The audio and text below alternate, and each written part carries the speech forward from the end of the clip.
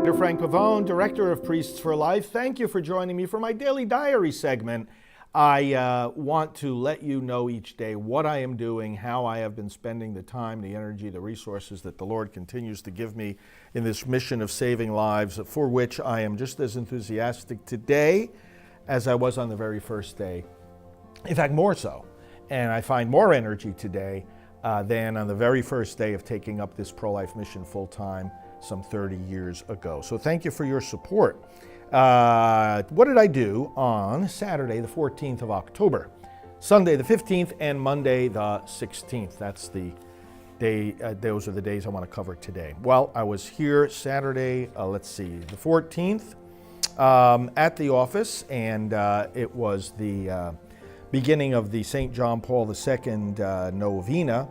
And I took some time at my desk, of course, to deal with work that I have to catch up on, and much of it there is, in arrangements for new Priests for Life interns working with us, communication of the pastoral team schedule. We're having another pastoral team meeting coming up. Preparation of liturgical videos.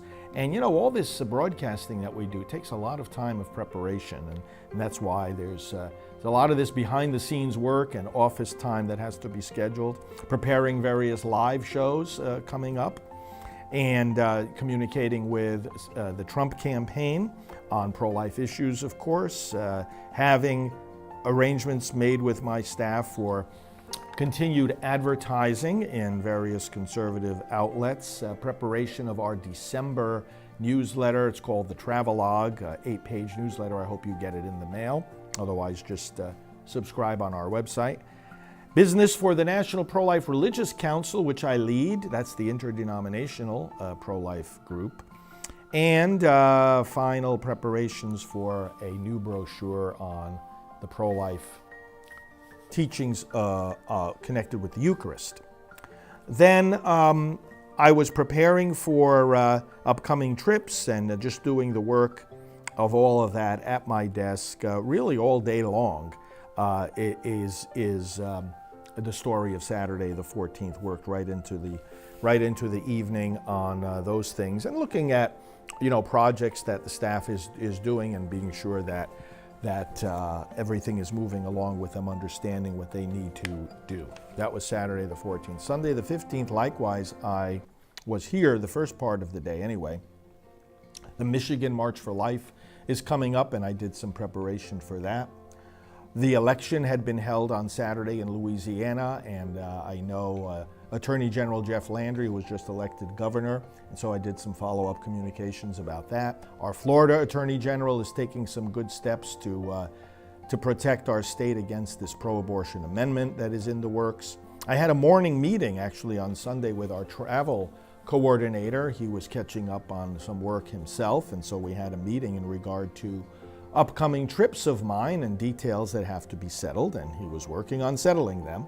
So I did all this various work, and of course time for worship on Sunday and time with the Lord, and then in just after lunch I went over to the airport. I was picked up, go to Orlando Airport to get a flight to Harrisburg, Pennsylvania. I had to connect through Charlotte, and all along the way working on my emails and doing some reading and catching up on articles that I have to write and things like that, while being transported to the airport, on the plane, to another airport, on another plane, and then to the hotel late at night when I arrived there in Harrisburg, Pennsylvania. What was I doing in Harrisburg? Well, that was the business of the following day, the Pennsylvania March for Life, as you may well have seen or read on lifenews.com. I was there with thousands of pro-life activists from across the Commonwealth of Pennsylvania, many of whom I know, many more of whom know me, and I was able to interact. Some of you were there, I'm sure, who are watching now, and I was able to interact with so many good people.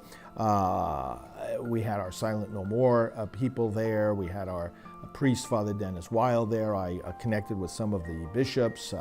I just interacted with students and parish groups and pro-life leaders.